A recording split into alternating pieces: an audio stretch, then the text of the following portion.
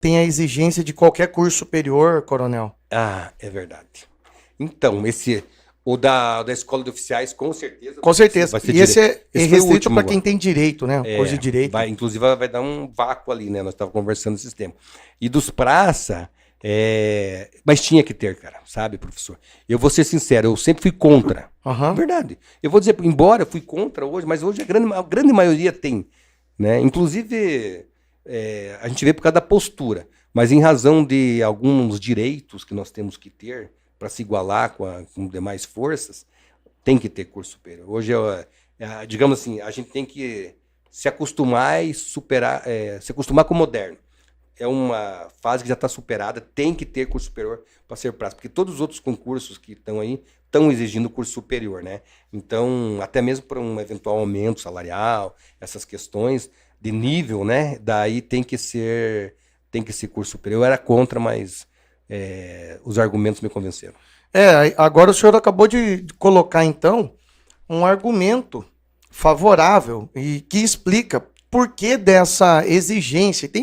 A gente tem bastante aluno, eu tenho aluno que às vezes vem perguntar no Instagram, ou às vezes encontra a gente na rua, mas vai ter mesmo que ter o curso superior? Por que isso? Bacana, o senhor jogou aí agora uma justificativa interessante. E uma delas, eu escuto há 35 anos. Até esse dia eu estava escutando isso. Qual que era o problema? Por exemplo, nada contra a Polícia Civil, pelo amor de Deus.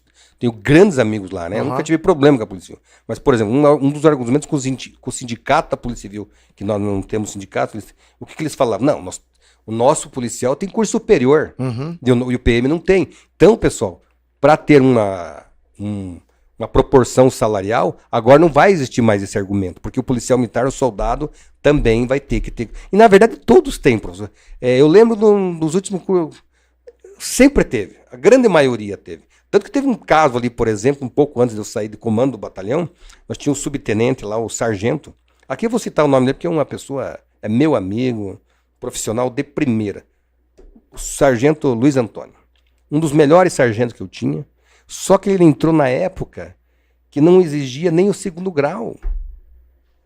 E daí o que aconteceu? Como a legislação mudou durante a carreira dele, ele tinha tempo, era para ser subtenente. Resumindo, fizemos de tudo, tentamos, ele já teve problema de saúde no final, né? Uma pessoa espetacular, meu amigão. Se estiver assistindo, quero dar um abração no Luiz Antônio, que é um grande amigo meu. Excelente subtenente. Graças ao bom Deus, na última reunião lá dos praças, ele foi promovido a subtenente. Olha que beleza. E o cara é bom, é top, viu, professor? Então, se fosse ruim, eu falava.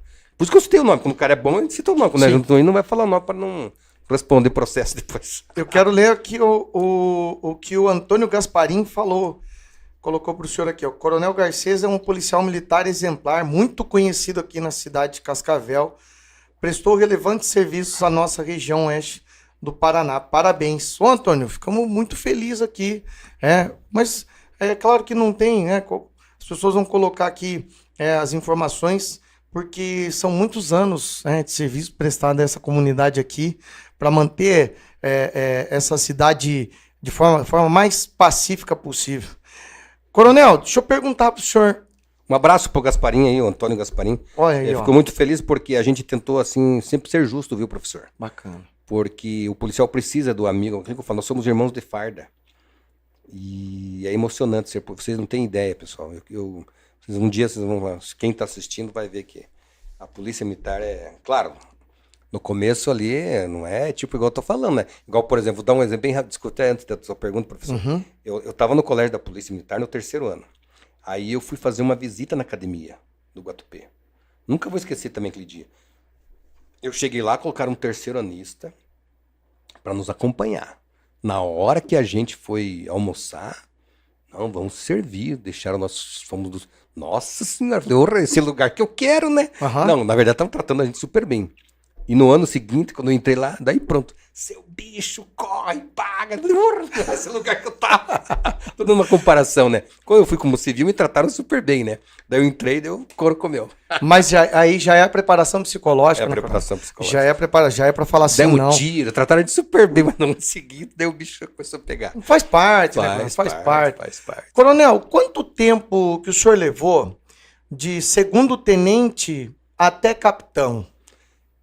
Rapaz, vamos lá então. E também se o senhor puder falar para nós como que foi esse processo de aí o senhor galgar degraus na hierarquia militar. Eu de segundo, eu tive, vamos lá, eu quando eu era aspirante, né, tive esse processo aqui que me atrapalhou um pouco, mas o que acontece? A minha turma... 20 anos respondendo 23 anos. um negócio que não Que era... prescreve em 20, porque é homicídio, né? Homicídio Sim. prescreve em 20, lá ali por causa de umas questões lá que surgiu, que não tinha nada a ver com a história. Ficamos lá... O coronel, além de tudo, ele é uma pessoa diplomática, o pessoal tá medindo. Não tá fazendo esforço, não, mas a ideia, coronel, era a gente falar sem papa na língua mesmo. Não, vamos... Vagabundo tem que morrer, coronel. Tem que morrer, tem que morreu, né? Graças a Deus. Então, daí o que acontece? Quando os meus colegas de turma já eram todos primeiro-tenente, eu era segundo porque eu fiquei sob júdice, né? Mas naquela época tinha vaga. Eu saí, assim, mesmo quando foi retroativo, a minha promoção... Então, vamos lá, por partes. De aspirante para segundo-tenente, cara, é foda. O governador, na época, que era o Requião... Sim. Não, porque a nossa promoção dos oficiais, quem assina é o governador. Então, o que aconteceu? Chegou lá, e a regra é o seguinte, deu um ano, você sai segundo-tenente. E o governador não assinava. Nós tínhamos 3 turmas de aspirantes, e todo mundo aspirante que o governador não assinava. Aí assinou. Aí saí segundo-tenente. Mas saí segundo-tenente, aí fiquei subjúdice. Aí todos meus colegas da minha turma, e outros já eram primeiro-tenente, e o Manezão aqui era segundo, né? Uhum. Porque por causa que eu respondi aquele processo que deu uma dor de cabeça do caramba. Mas assim, de aspirante a capitão, eu levei assim, de primeiro, acho que 10 anos, 8 anos, uma coisa assim. Porque hoje tem os comandos regionais, antigamente era só o comando do interior. Quando eu entrei na polícia, professor, era só 12 coronéis. Então eram menos vagas. Tá. E também, quando eu estava me formando, eu me formei aspirante, foi criado o 17º Batalhão, que é em São José dos Pinhais, que eu trabalhei lá. Trabalhei como tenente. Foi muito bom, foi espetacular. Hoje, nós temos 31 batalhões, de 17 para 31, fora os especializados. Por exemplo, BP-FRON não existia, BPEC não existia, o BP-MOA, que é os aviões lá, as aeronaves, né, não existiam. Então, tinham vários lugares aí que não... hoje o batalhão de Rony, tem um batalhão de Rony em Curitiba, então várias unidades que não existiam, né? Então foram criados. Então hoje a carreira do policial militar, dos praças inclusive também, estão muito mais rápidas, né? Tanto que as promoções mais demoradas que tem no Brasil é do Paraná. É Paraná e São Paulo, mas Paraná é mais demorado ainda. Porque São Paulo, embora tenha um monte de polícia lá, tem 100 coronéis. Nós temos hoje só 20. E eu fui promovido a coronel com 16 vagas, né? Hoje é 20. Deu um pouquinho, melhorou um pouquinho mais, né? Mas, então, para capitão, demorei. Mas demorava muito mais, sabe, professor? Demorava mais ainda.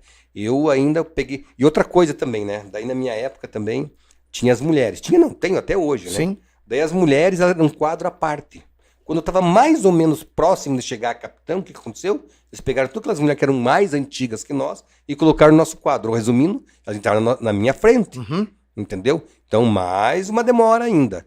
Então, é aquilo que eu falo. Polícia militar, pessoal, não é emprego, é sacerdócio. Você tem que entrar lá com amor mesmo. E assim como digo, quem for oficial, quem tomara que passem, né? Façam as carreiras de oficial, é parecido com o exército. No exército, professor, todos que entram sabem que não vão chegar ao posto de general. Chegam a coronel, mas não chegam a general. E na PM é a mesma coisa.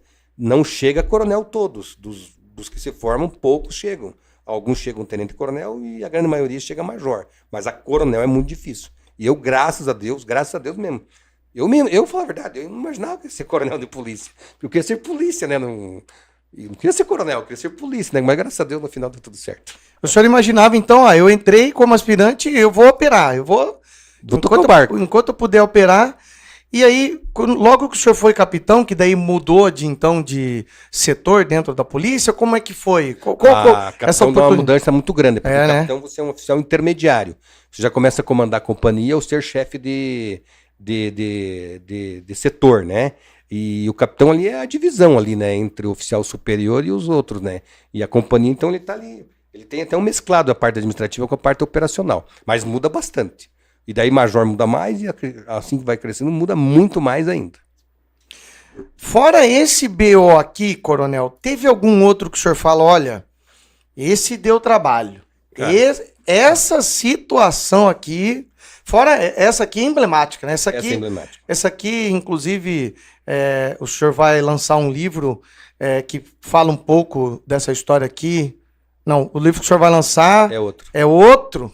Esse aqui o senhor escreveu sem querer, né? Porque não, esse foram os outros que escreveram. Está citado aqui tantas vezes que o senhor tem que pedir direito autoral. Exato, cada uma folha tá meu nome aí. Tá aqui o nome. Mas teve alguma coisa que o senhor falou assim, alguma ocorrência, alguma situação, em qualquer momento da sua vida, desde aspirante até agora, coronel, que o senhor fala, poxa, essa aqui deu trabalho. Teve várias, né, professor? Nossa, mas eu vou contar uma pitoresca que aconteceu comigo lá em Almirante Tamandaré. Assim, é que tem algumas coisas que não pode contar, né? Então...